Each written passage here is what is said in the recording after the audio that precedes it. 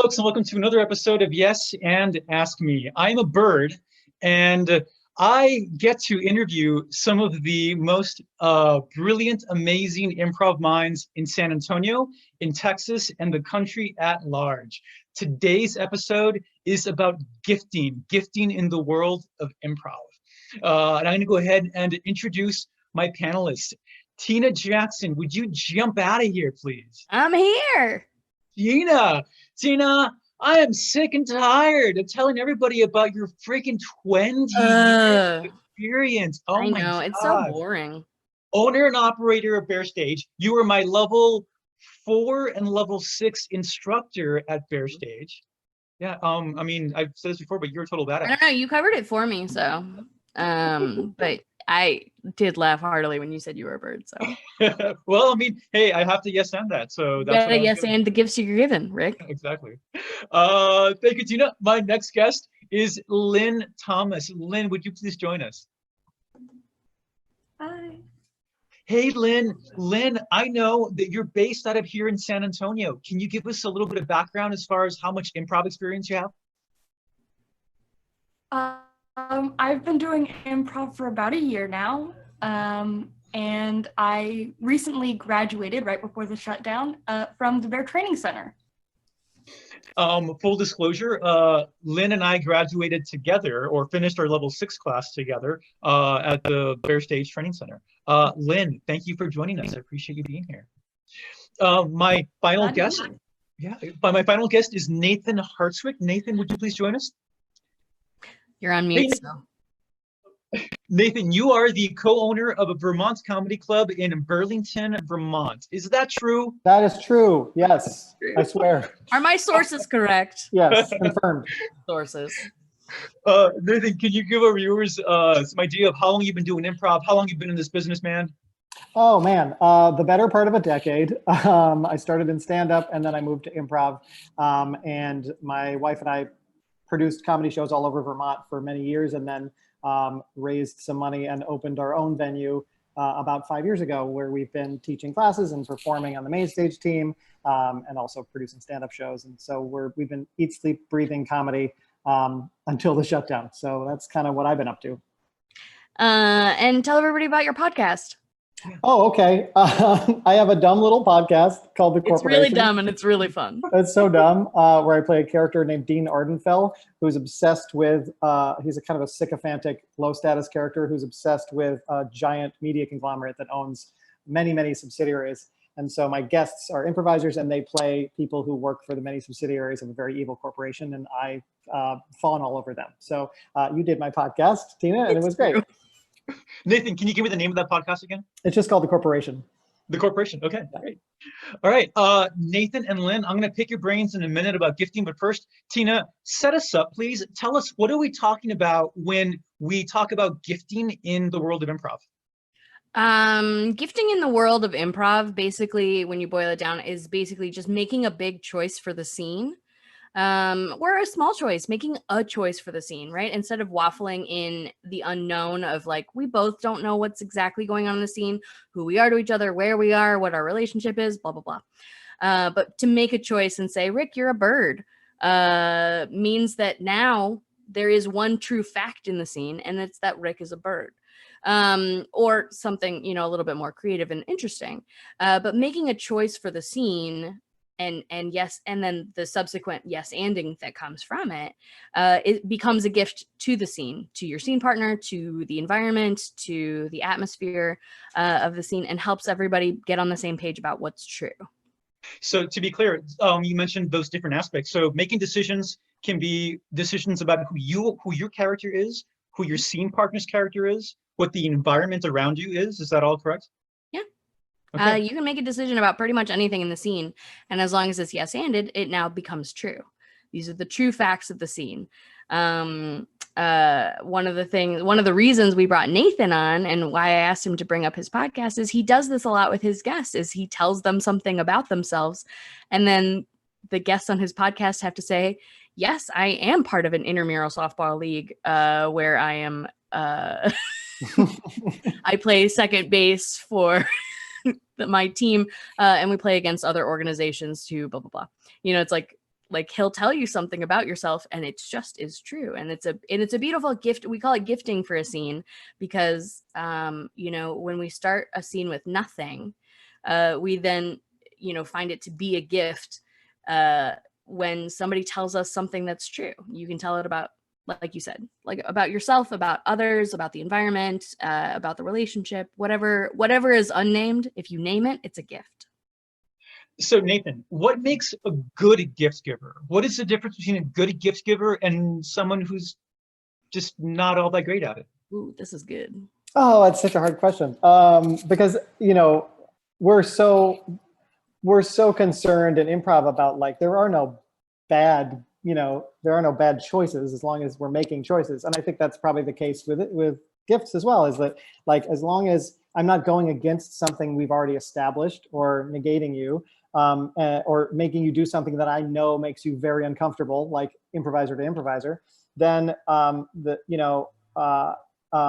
think a good gift is just like, oh, here's some fun toy that we can now play with, knowing something that we didn't know previously. And there's always going to be like, you're going to end up in scenes sometimes with people who like, I wanted to go this direction and you gave me this gift that like put me in that. Well, okay, but like whoever makes the decision first and throws the gift out there, that's what we follow. And once you get used to that, I think in improv, things become a lot easier for you because, and the gift really does feel like a gift once you start taking your hands off the wheel a little more and be like, okay, I'm going to take that thing you gave me and run with it, even though I thought when I walked in here I was going to be X and now we're going to do Y, you know? Okay, Lynn, describe to me how performing with a good gift giver affects your performance. Oh, I'm in a couple of duos, so I think one of like there's also a difference between like being in a big group and receiving gifts in a group, like or like just against one-on-one. They're very different. A good gift giver in a big group can save any scene. That's just in bigger scenes, there's more people that don't know what's going on. So having a really good gift giver in a team is such an asset. Like on the other hand, when you have people that are like, they give unsure gifts where they're like, this thing may be or not. If you're not feeling it, that's fine. That's kind of like backing off from their own decision. It's a bit harder to find the thing that you can grab onto because it's like, okay, is this real or not? What is the reality that we're living in? That's so common too. Like, and when you're playing one-on-one. No, go ahead. Go ahead.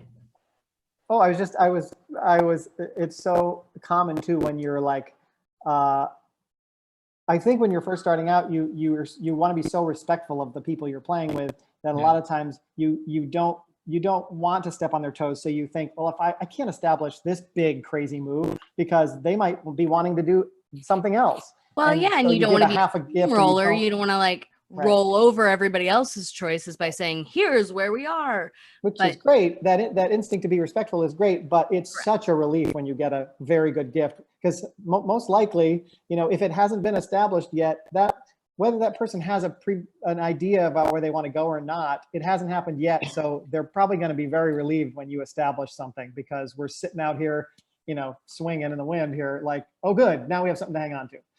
Yeah. Having one good thing to grab onto is where all the rest of it comes from. Yeah. If now I know we're at a supermarket, now my object work becomes better. Now, now who do you go to the grocery store with? You don't go to the grocery store with a stranger. So who is with me in the scene narrows a little bit. And so I think the idea of gifting narrows the infinity of improv. Right? Improv can be anything. You could be anywhere, anyone, to anyone, but it just narrows infinity. And you still have infinite number of choices within the supermarket. But now you know you're in the supermarket and all your choices from there can stem from that one choice. So You starting also the scene with you your also stage feel gift. the relief of an audience too when something hasn't been established and then it gets established. The They're like, audience breathes a sigh of relief, like, okay, good, okay, they know what they're oh, doing now. that's who they are. Yeah. And sometimes the audience is like, I knew it. And Yeah. sometimes the audience is like, oh, I thought it was okay. Well, all right, we're in the supermarket. Yeah, yeah.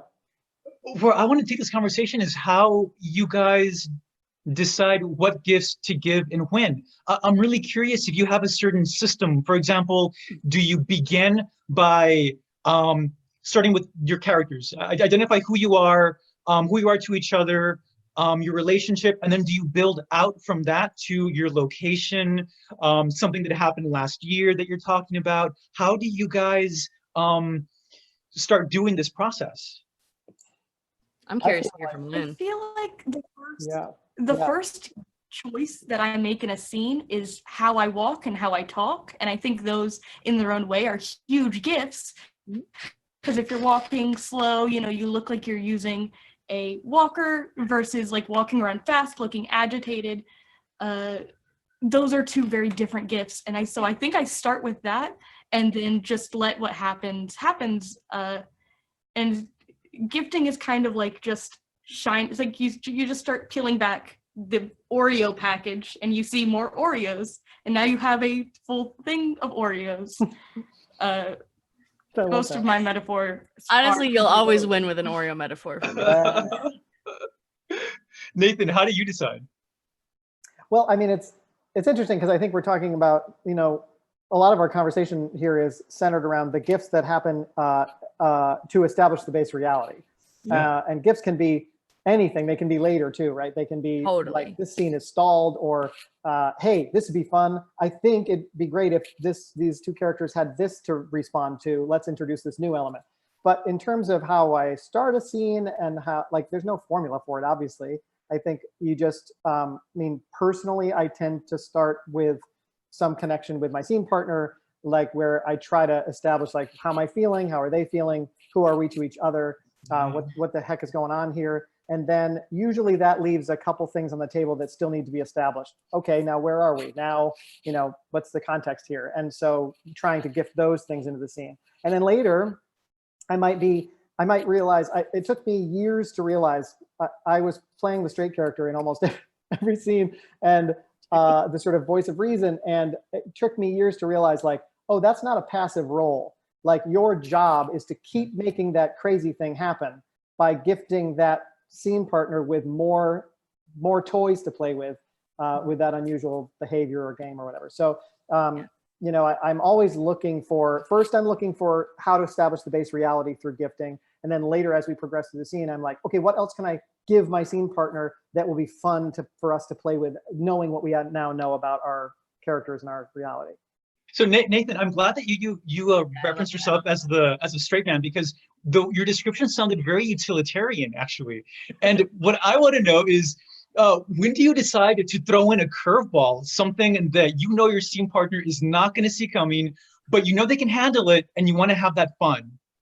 I almost never, I don't have the instinct to do that. There are other players on my team who are like constantly doing that, throwing like wild cards.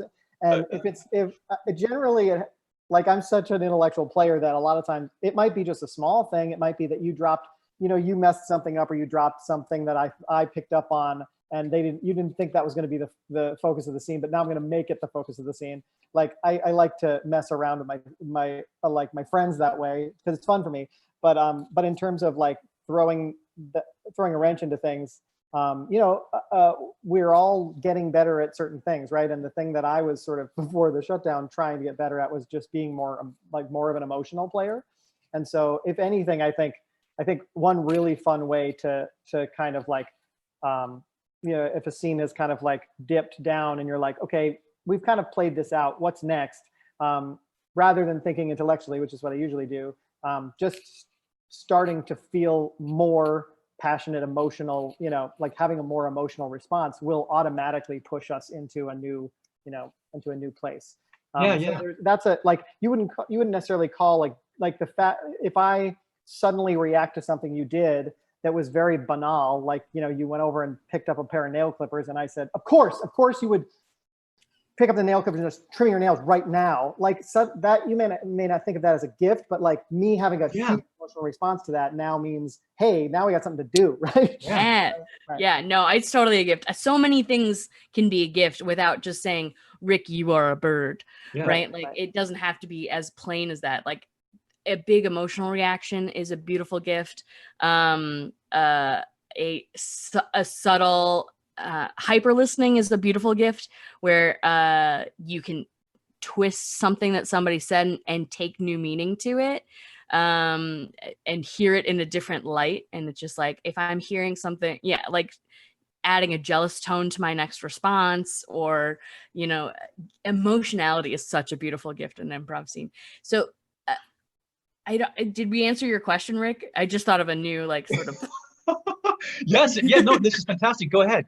I was going to say, so like the other thing we talk about when we talk a little bit about gifting is the difference between gifting and what we call pimping, right? These are two different things that often ride a similar line. And the difference, I think, between gifting and then pimping, I really wish there was a better term, honestly. Every time I say it, I feel awful. But when you're pimping somebody in a scene, you're like, oh, why don't you sing that song you wrote all by yourself? Yeah. And it's I think the idea there is to make your scene partner look stupid or silly. And it doesn't, you know, and there's a place for that in improv. Obviously, we love looking stupid and silly. So there's a place for it, but it's a gift when you give that to somebody who you know is going to carry the song, who's like, oh, you want me to improvise a rap like I do in my improvised freestyle group? No problem. That's a gift. Right? When you're giving it to somebody who you know is going to tremble, freak out, and find a way out of it, that's pimping. You know, it's to make them uncomfortable, right? If it's to make somebody uncomfortable who can rise to the occasion, but when you're doing it to make them uncomfortable in a way that is truly terrifying to them, you're not playing with your scene partner, you're playing at your scene partner in that regard. So pimping, I think, that's ever rides a little bit of a different line. The only time the pimping is ever fun to watch is if both players clearly are having fun, even though one of them is very uncomfortable and clearly can't do the thing. Agreed. And the audience is loving it because they're both smirking. And if I'm bullying somebody into doing something and they clearly hate it, it's not fun, right? Right, exactly. When it looks like pimping, maybe I'll say bullying instead of pimping because I hate it. But when you're bullying somebody on stage and you're like, do it, sing the song. And it's the song. For me, it's always singing the song because that always makes me uncomfortable. But I'll do it. I'll do it because I can yes and the shit out of something, but it always makes me uncomfortable and I never want to do it. So when somebody says, sing the song, I'm like, all right, I will, but I hate you. And I think, so that's, I think the line did it too. What's up, Lynn? I feel like things like that, they don't only make your scene partner uncomfortable, they make the audience uncomfortable. I've watched scenes before where someone's like, okay, dance, like, hey, dance. And it's like, ooh, because you get like, there's obvious like genuine emotion of like, I don't want to do this thing and you're making me, and that just, it makes everybody feel like, ugh, squidgy.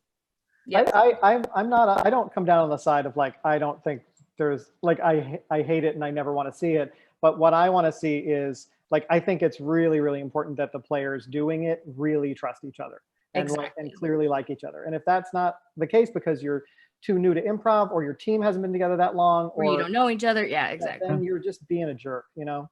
Yeah. If it feels like you're being a jerk, you're probably being a jerk. Yeah, right. But in general, if you've got the instinct that like, oh, I don't want to steamroll this scene, but I think it would be good if we told everybody where we are. Yeah. I think that's the gift, yeah. not bullying. But yeah, so I think that's something worth covering in this. Yeah, definitely. Conversation. It's interesting, and I like how we're talking about these different, the line between bullying and giving genuine, I almost want to say loving gifts to your scene partner, and how they can come in different forms. Mm-hmm. So Lynn, you mentioned you're in several duos. I'm in a duo with you called Let It Out, and our performance together is very, very grounded in this real world reality, where we touch on very dramatic, adult subjects. But you also have a duo with Tyler Waddell called Yeah. Chemical Imbalance.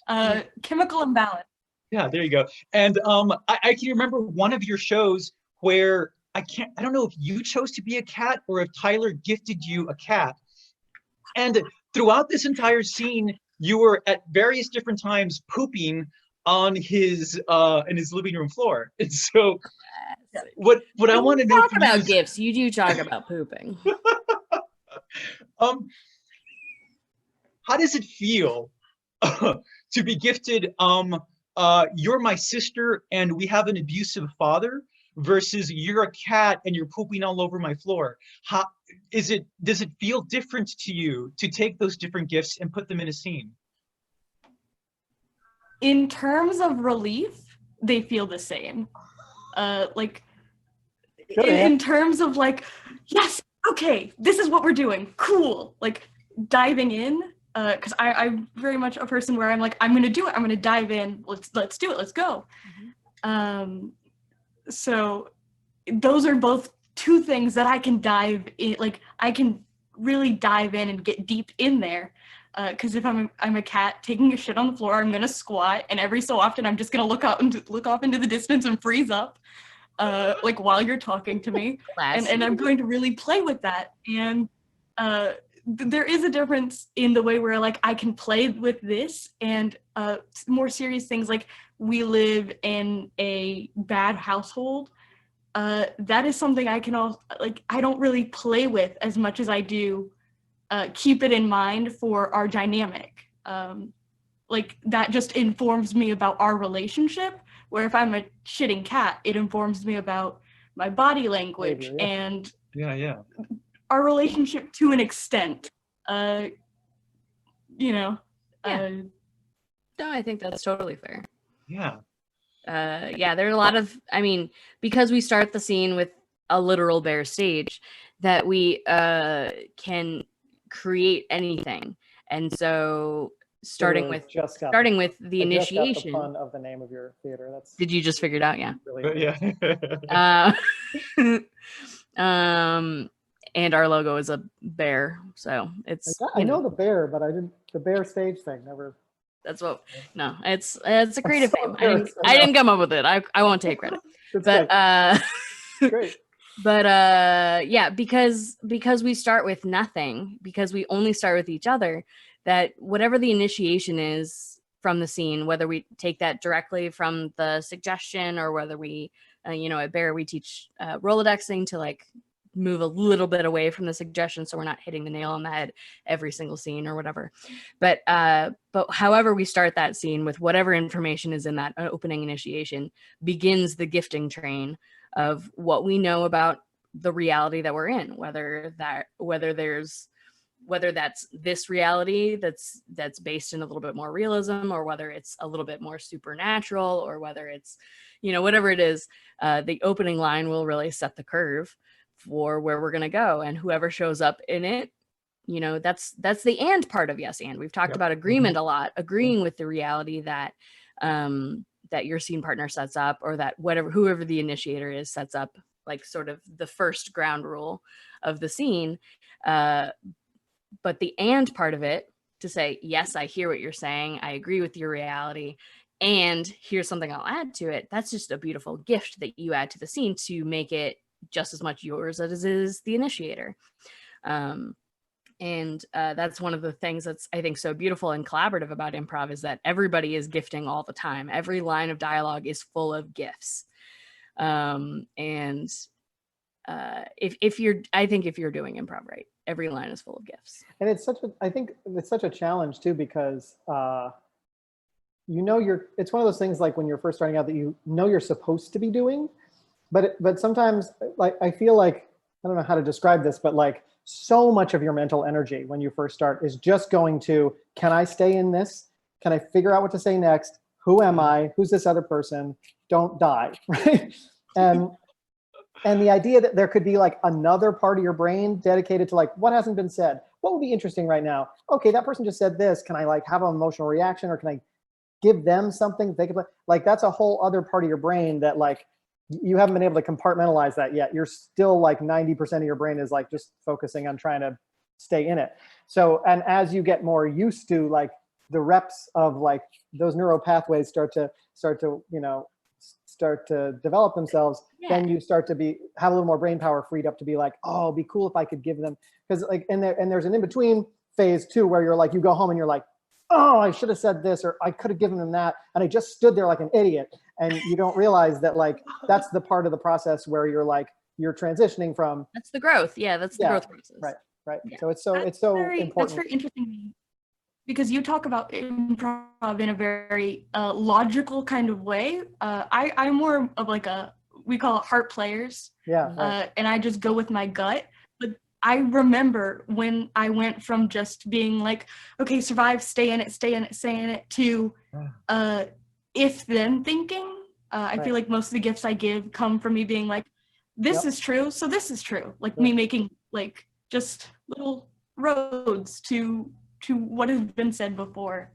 So it's very funny that you talk about it like your brain, like pieces of your brain dedicated to each thing. For me, it's more of like an amalgamation, and it just feels like this weird intentional chaos kind of feel, intentional wildness. For me, I start sort of seeing, like, as a scene progresses, I stop seeing the bare stage and I start seeing furniture or things hanging on the mantle. Like, I start seeing the environment. And when I can see something, I can name it. You know, I'm a very visual person. And so I think one of the big challenges for me when I was starting improv a long time ago was the idea that nothing's there, and how do you know what's there, and how, you know, like sort of the fear of saying something that maybe my scene partner wasn't also seeing with me.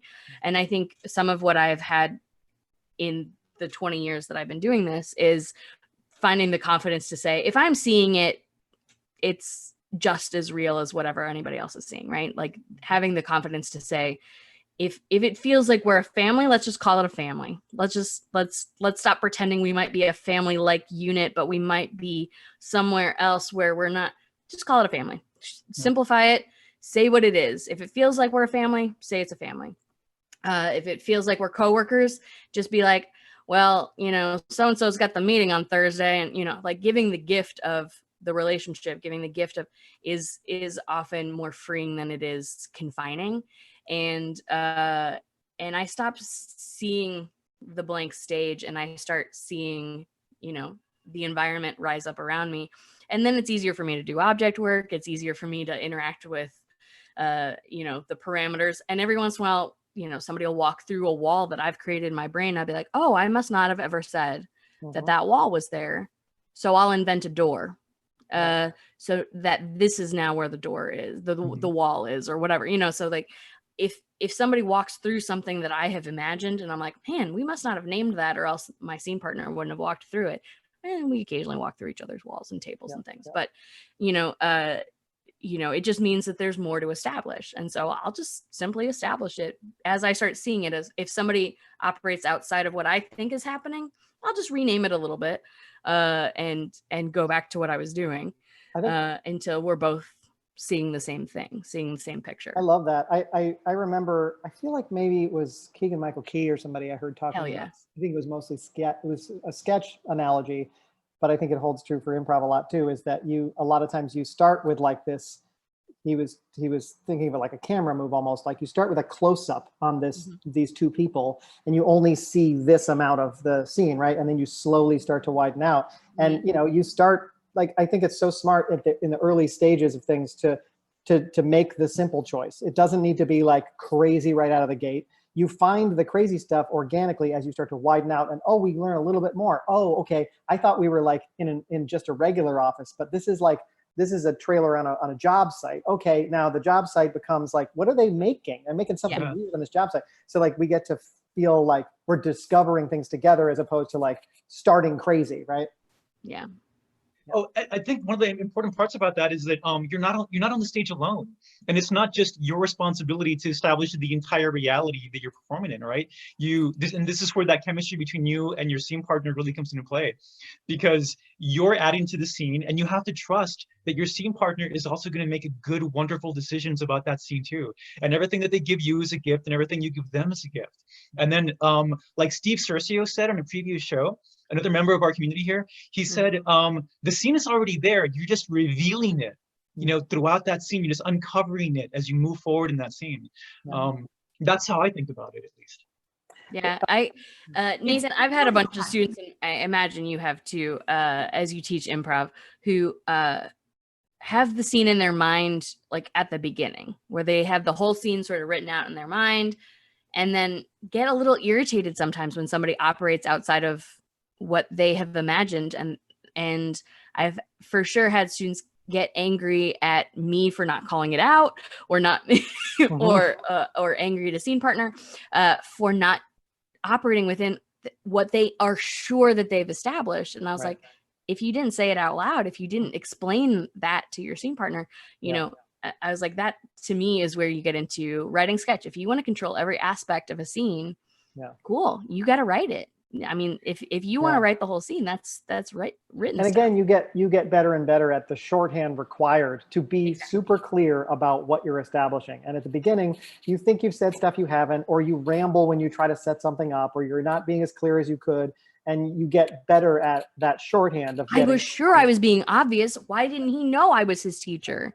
And that's why I think it's so important to play with people who are way better than you. Like some of my best improv experiences early on were like, just this person just established this, and this. And I had so much fun after that, because it was like, suddenly we knew exactly what was happening. You knew exactly what playground. All this fun stuff to play with. And how did he do that so fast? But you just, it's so fun and inspiring to kind of try to unlock that. I love that. I love the advice of playing with people who are better than you. I feel like that is such great advice, and I've loved doing that throughout my career for sure. One other element to gifting that I'm not trying to shoehorn in my podcast, I want you to. The specific type of gifting that I like doing on that show is because I play this total boob who just like keeps asking questions. It's just an interview show, but the improviser that I'm interviewing, I like to kind of say, so what I find interesting about you is you blah blah blah blah blah blah, right? And like you can fill that in with anything you want, right? You can fill it in with, so you have a real problem like with dogs, right? Or it doesn't matter what it is. And obviously I'm listening to what they're saying, and I'm coming up with like, what could potentially be true of this unusual character that would also like sort of exist in their world.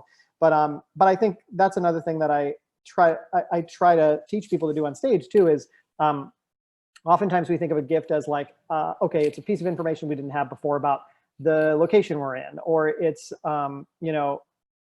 it's just establishing a name that we haven't figured out yet or whatever. But there's also, again, it's like I learned it as a person who plays a lot of straight man characters, where the idea that I could turn to my scene partner and say, look, I know it's hard for you to be at this carnival right now because your dad was a carny and he left, but like, you got to get your head together, man. Like that is such a fun thing because now you have but the idea that I can gift some emotion or some history or something onto the other person. And I was going to say the gift of history there. You think of that as like, when you're first starting out, you think, I can't do that to somebody else. They might have a whole backstory in their head, but then you might also be standing there like a deer in the headlights, not knowing who you are. And if I say that to you, you're like, great. Thank God I've got carny history. Right. Yeah, no, I agree completely. I think when you receive a gift, you're usually, I would say in general, you're pretty grateful for it. You're like, oh, good. Right. Something else to play with, something else that I know is true. But we're so hesitant sometimes to give those gifts, even though we're so grateful to receive them. Mm-hmm. So I think realizing, I think calling it gifting, should be obvious in the way that it's generally a pretty good idea to throw those things out there, because it's generally a relief to receive that information or that backstory, that history, or experience, or even having somebody be like, Lynn, you look so irritated. Are you mad at me? And giving her the excuse to say, no, you just think that this is my resting irritated face, or like, and it's a gift to her person to say yes or no to. Yeah, but I think sometimes we're hesitant to name something for everyone because we feel like that's steamrolling. But also when somebody does it to us, we're like, oh fuck, now we know where we are. Now we know who we are. Now we know that I've got this history. You know, it's like it generally feels like a relief to receive, but we're so hesitant to give sometimes. And so it's I only think steamrolling if you won't shut up, right? And you're not listening to me, or you're negating what I've already established. Right? exactly. Otherwise, everything's fair game. I Hey, think so. Lynn, you and I are relatively new to improv, about a year and a half or so. Is there a lesson that you've learned in this time that helped you to become a better gift giver?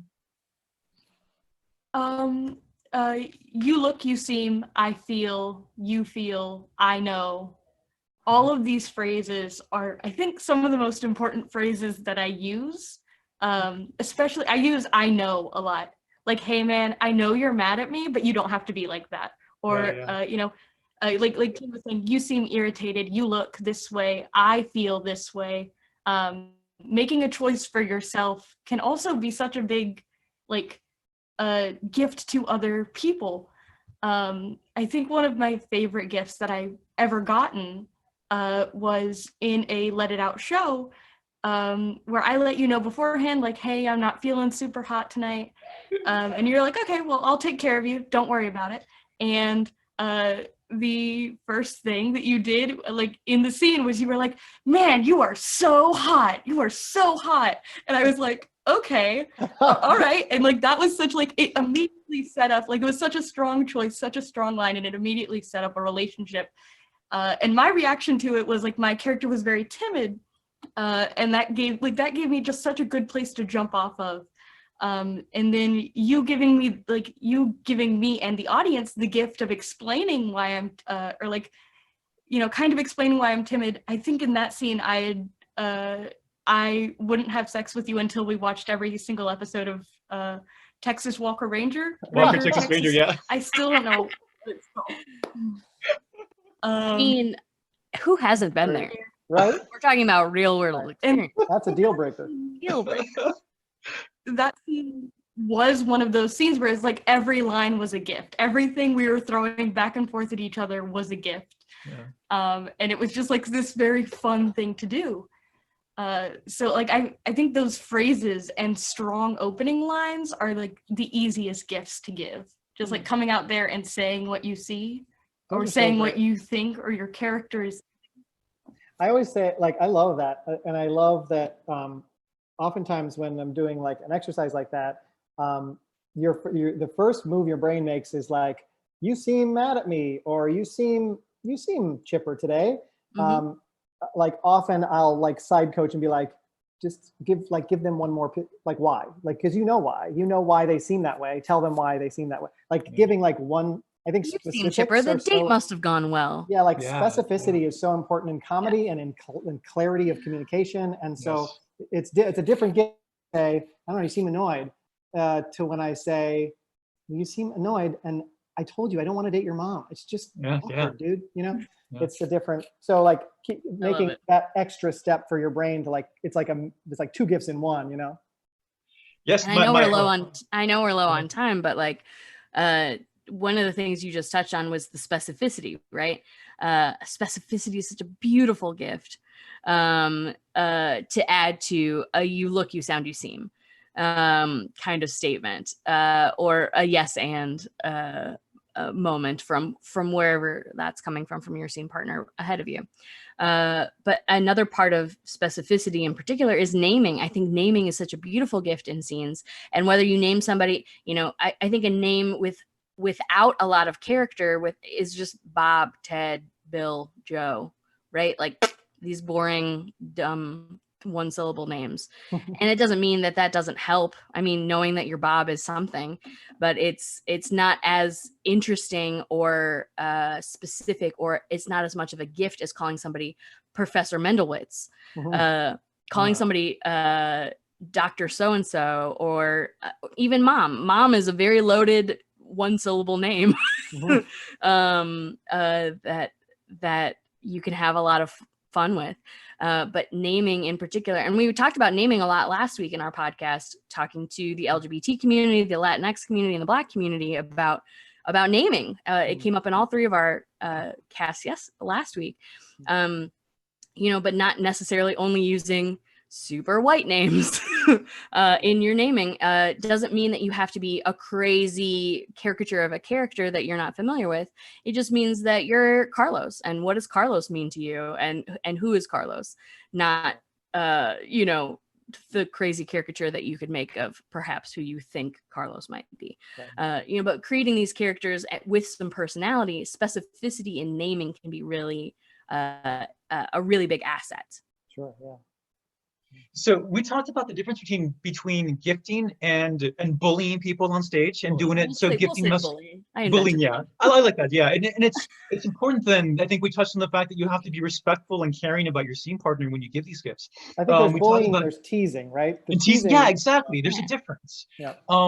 Then this idea of specificity. I remember my level 5 instructor hounding down the importance of specificity in class, and I absolutely agree. And Tina, I think you mentioned, did you say the phrase gift a train? Like once you get on that gift train, you just got to keep on going. And I love that. Lynn, you said every line is a gift in that scene. And I feel like those are the scenes, that's the work that we do on stage that feels so good, because every second that world is being built around us, and that all happens with the gifts that we give to each other and to ourselves. Folks, that is the end of our show. Yeah, it goes by so fast. So fast. Yeah, Nathan, thank you so much for joining us. Thank you for having me. It was a pleasure. So much fun. This is fantastic. All the way from Vermont. All the way from Vermont. I miss improv so much. I know.